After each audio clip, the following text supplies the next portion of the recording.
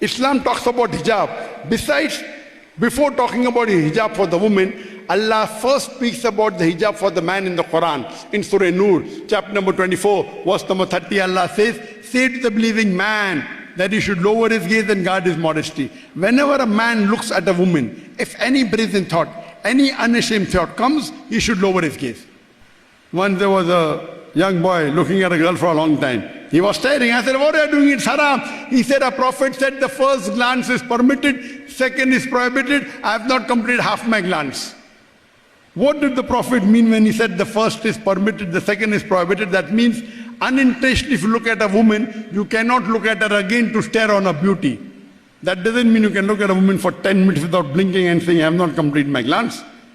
The next verse speaks about the hijab for the woman. Say to the believing woman that she should lower her gaze and guard her modesty, and display not her beauty except what appears ordinarily of, and draw a head covering, her veil, over the bosom, except in front of her husbands, her fathers, her husband's fathers, her son, and a big list of mahram is given. The men she cannot marry. And it's further mentioned in Surah Ahzab, chapter 33, verse 59. O Prophet, tell your wives and your daughters and the believing women that when they go abroad, they should wear the jilbab, the overcoat, so that they shall be recognized and they shall not be molested.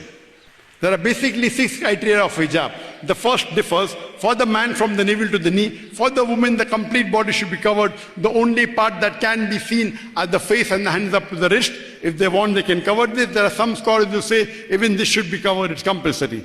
The remaining 5 criteria are the same for the man and the woman. The second is the clothes they wear. It should not be tight-fitting so that it reveals the figure. Third, it should not be transparent or translucent so that you can see through. Number 4, it should not be glamorous so that it attracts the opposite sex. Number 5, it should not resemble that of the opposite sex. Men cannot wear clothes of the woman, women cannot wear clothes of the men. And last and sixth, they should not wear clothes that which resemble that of the unbeliever. You cannot wear a cross, it's a sign of Christianity. You cannot put a vermil on, a tika, it's a sign of Hinduism. So this is basically the hijab for the dress. Besides the clothing, there's also hijab of the eyes, hijab of the heart, hijab of the thought. Besides the clothing hijab, it also depends how do you talk, how do you walk, how do you think, how do you behave. This is the total hijab.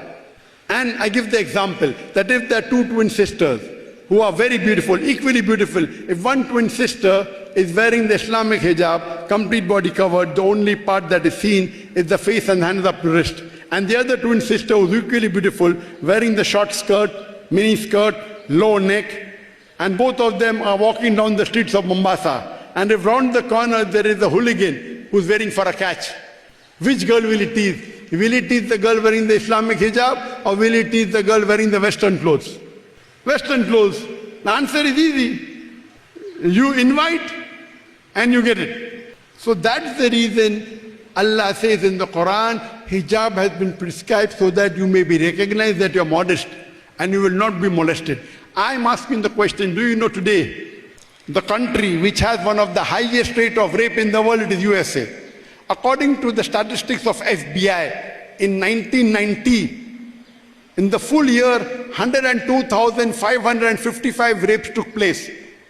And the statistics say only 16% were reported. To get the total figure, you have to multiply by 6.25 and you get an answer of 640,968 rapes took place in USA according to FBI in 1990. And the statistics say only 10% of the cases that were reported were arrested. 16% reported, 10% arrested. Only 1.6% were arrested. Out of those arrested, 50% were let free before the trial. That means only 0.8% of the people who committed rape underwent a trial. That means you commit 125 rape. Chances you'll undergo a trial is only 1. Very good bargain. 125 girls you rape in USA, and the chances you'll undergo a trial is only 1. Very good. Very good ratio. And the statistics continue. Out of those that undergo a trial, more than 50% get less than 1 year. You know why? The judge said, he's committed rape the first time. Okay, less punishment. Though the US law says 7 years rigorous imprisonment. But the judge said, pehli baar. 125 rapes he does. Undergoes a trial once. And then the judge says, first time. Half the people, he says, less than 1 year punishment. Who wouldn't like to try? I am asking you the question. And according to the statistics of the US Department of Justice, the National Crime Victimization Survey Bureau of Justice, in 2014, every day, 2,813 cases of rape took place. That means every 37 seconds, one rape is taking place. I am giving this lecture since the past 2 hours. Since the past 2 hours. Imagine, already more than 130 rapes may have taken place since the time I am on the stage.